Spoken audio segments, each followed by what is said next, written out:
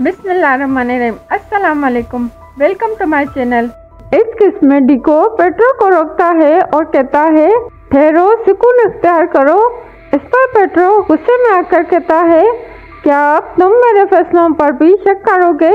डिको बड़ी मोहब्बत और तहम्मुल से जवाब देता है मैं तुम्हें बचाने की कोशिश कर रहा हूँ, हमेशा की तरह। चाहे तुम मुझसे जितना भी नाराज हो जाओ, मैं ये करता रहूँगा।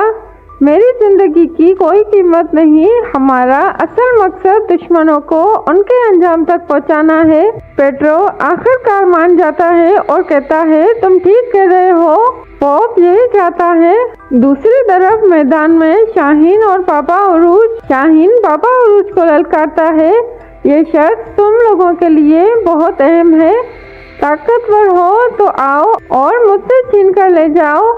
बाबा उरूज खामोशी इख्तियार करता है, जिस पर शाहीन तंज़िया अंदाज में कहता है मैं जानता था तुम यही करोगे। और वो अपने साथियों को हुक्म देता है लंगर उठा लो, हम जा रहे हैं। शाहीन वहाँ से रवाना हो जाता है और बाबा उरूज अपने गुस्से पर काबू पाने की कोशिश करता है।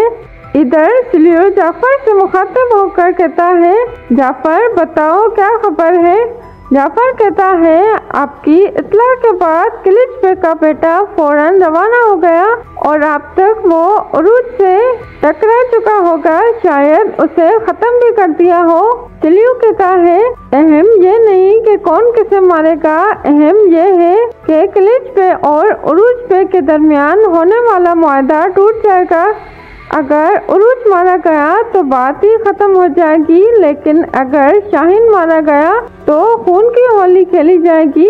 जाफर कहता है शाहीन अब हमारे अहम इत्तेहादी नहीं रहा, लेकिन उसे यूं मरने देना क्या ठीक होगा? तो सिलियो मुस्कुराते हुए कहता है शाहीन किलिच पे का बेटा है, वो जल्द बदे अपने बाप के हुक्म पर चलेगा, इसीलिए ये बेहतर है कि दोनों को एक दूसरे को खत्म करना होगा। इधर सिकंदर आगा गुस्से से कहता है अगर मैं होता तो उरूज को सबक सिखाता, ये सब नाकाबिले बर्दाश्त है। सिपाही उसे तसल्ली देता है। उसी वक्त उरूज इलियास से पूछता है आगा रईस को जाने क्यों दिया? इलियास कहता है क्या वो हमारे मदद के लिए आए थे? उरूज समझदारी से कहता है नहीं, शायद वो अबू मोहम्मद की तलाश में हो, क्योंकि उन्हीं के रास्ते इस्तेमाल किए गए। दुश्मन की ताकत को देखे बगैर लड़ना बेवकूफ़ी होती है। इलियास अफसरदा होकर कहता है काश हम मर जाते मगर ये जिल्लत ना देखते। उरूज तसल्ली देता है शाहीन जल्द अबदेर अपने किए का बदला पाएगा। दूसरे दिन में सुबह के वक्त मतेली में सिपाही इसाक आगा इत्तला देते हैं डाकू हमारे हाथ से निकल गए। इसाक आगा मुस्कुराते हुए कहते हैं डाकू खुशनसीब हो सकते हैं, लेकिन इज्जत सिर्फ फतह हासिल से होती है। उसी दौरान वो हमजा को आवाज देता है और हमजा पूछता है ज़ैनब कहाँ है? इसाक आगा जवाब देते हैं वो खिज़र के साथ गई है। दूसरी तरफ खिज़र और निको सलमान आगा के दुकान में एक खुफिया किताब तलाश करते हैं। निको एक एक किताब उठाकर पूछता है ये किसकी है? खिज़र तंग आकर कहता है तुम हर किताब को अलग अलग पूछोगे। और ज़ैनब पूछती है इतनी मेहनत किस किताब को ढूंढने के लिए हो रही है? खिज़र कहता है अमानत ढूंढ रहे हैं। उसी लम्हे खिज़र सलमान उस्ताद की बात याद करता है कागजात को मत भूलना। वो फौरन कागजात निकालता है और एक कागज पर तिजोरी का नक्श देखता है। फिर तिजोरी के पास जाकर खिज़र कहता है पता उन्हें ही मिलती है जो हिकमत की तलाश में निकलते हैं।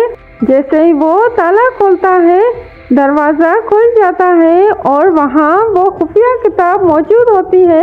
ज़ैनब किताब को देखकर कहती है कितने लोग इसके लिए मारे गए? खिज़र जवाब देता है ये किताब जालिमों को मजलूमों का खून बहाने से रोकने के लिए है। इधर जाफर गुस्से में कहता है तो फिर किसको मारने जा रहे हो? शाहीन से पूछता है। शाहीन सख्ती से कहता है अपनी हद में रहो जाफर, मुझे सब याद है।